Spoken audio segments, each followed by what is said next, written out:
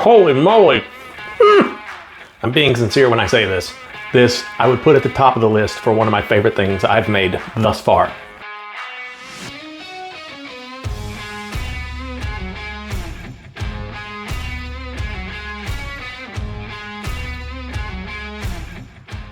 What you see before you are some beef shank and a chuck roast. These are cheaper cuts of meat. We're gonna shred them up and we're gonna put them on some tortillas and it's gonna be good. Really nothing to trim up here. We want as much fat as we can get. The only thing I'm going to do, I'm gonna take this chuck roast and I'm gonna cut it in half. That will give me one extra side to help get some seasoning on and a little bit of extra smoke. But it'll speed up the process when it starts to break down. Gonna use a binder today. I'm gonna go with some hot sauce. Use whatever hot sauce you like. I'm a Valentina fan. You don't have to go nuts with this stuff.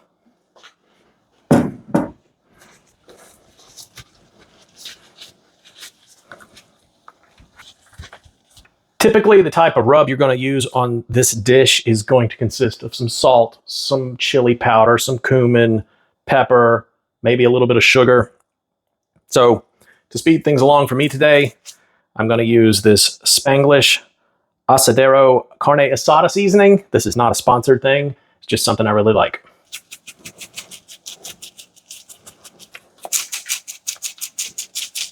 That's all there is to it. Let's take it out to the pit. We're going to throw these on the pit for a few hours. We want to get some nice color on it. We don't want to break it all the way down.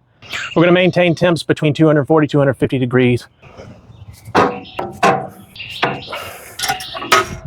Let's go make that consomme.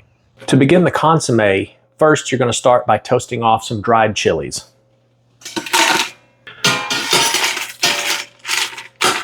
This is in a dry pan. All you're trying to do is kind of wake these chilies up a little bit. You don't want to burn them. You don't want to scorch them. Just kind of trying to warm them up a little bit. After several minutes of toasting these, I'm going to go ahead and dump in some warmed up beef broth. I'm going to set this to the side and let these chilies steep until they fully soften. Next up, going to add in a little bit of oil.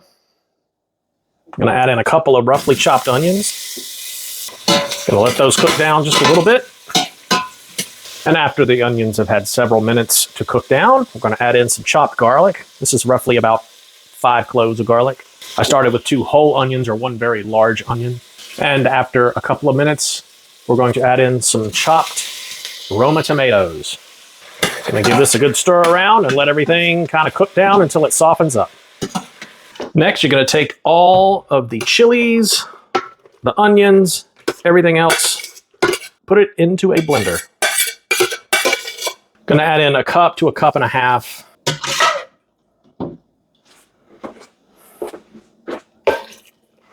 Pop on the lid and blend it up.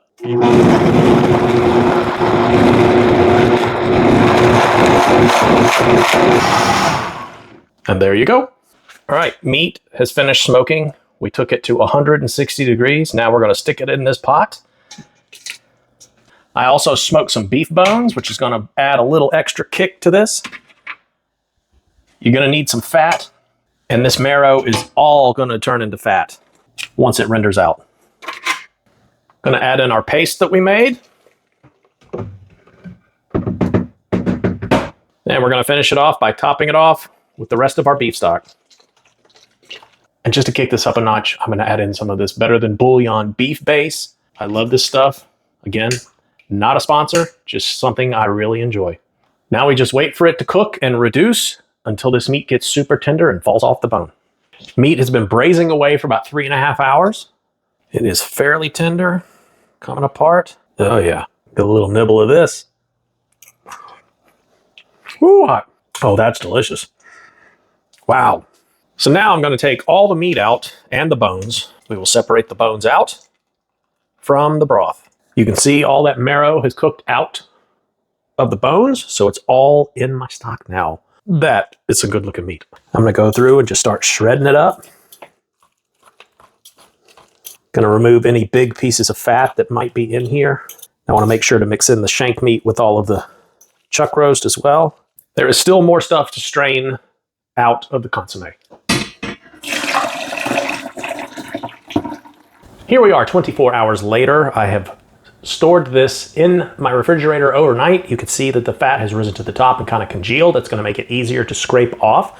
The fat is going to be used when we run the tortillas through it before we put it on the flat top. And then we are going to reheat the broth. That is what we're going to be dipping our tacos in. It's going to be yummy.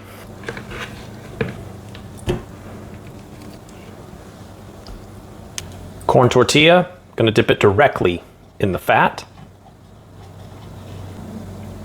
Gonna put it here on the Screaming Hot Kamal. Get some meat. A little bit of queso Chihuahua cheese. It's a really nice Mexican melting cheese. You could also use Oaxaca cheese.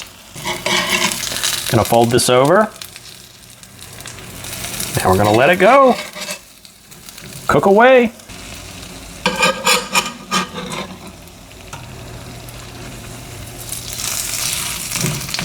Gonna add a little bit of the consomme in here. Top this with some onion. And a little bit of cilantro. Just for fun, gonna add a little bit in here too.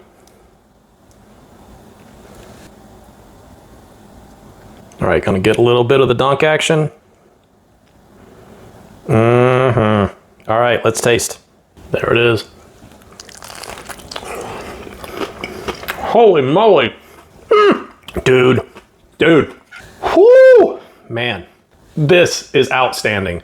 I will tell you, there is some heat coming from this that I did not get when I'm just tasting the meat or just tasting the consomme. It's not overpowering. It's very good. But yeah. Woo. I don't usually eat these whole things on camera, but I think I'm going to do that here.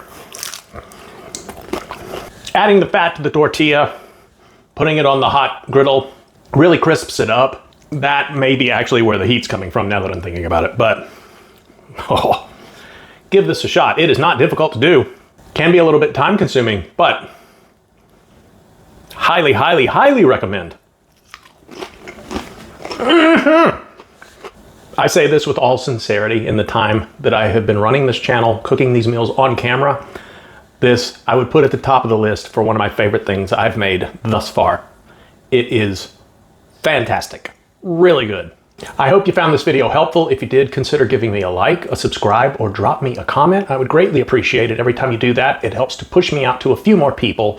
So help me to spread the word. And with that, get up, go out, cook some good food, be a little bit better tomorrow than you were today, and I will catch you next time.